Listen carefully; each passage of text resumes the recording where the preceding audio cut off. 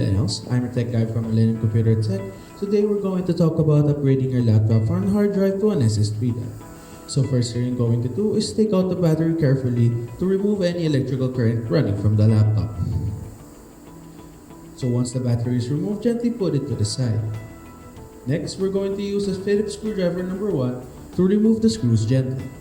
After using the screwdriver, we're going to use this plastic scrub to gently remove the back panel of the laptop. There you go. As you can see here, this is the laptop's original hard drive. Let's carefully remove the screws and take this one out. Don't just yank it straight up or rail on it or anything like that. Just slide it out slowly and carefully remove it from its place.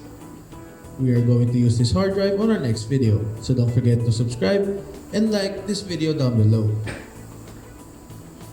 If you look at the back, we are going to see these two screws here that connects the caddy to our hard drive. All you need to do is to remove the screws and let's put it to the side. Let's fast forward a little bit and voila! We have successfully removed the caddy and the hard drive.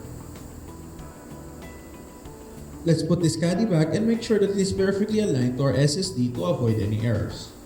Put our two screws back properly to connect these two, then just plug our new SSD drive and slide it securely to put it in place. Put the screws back, its back panel and the battery, and voila! You have successfully removed the hard drive and to an SSD drive.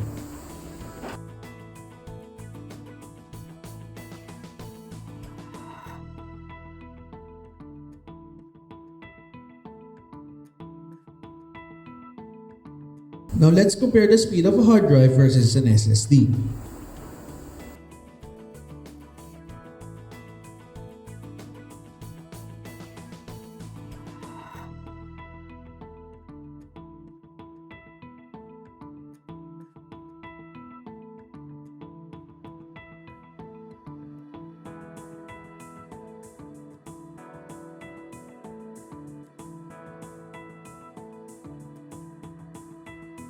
I hope you enjoyed this video and please don't forget to click subscribe and the notification button down below.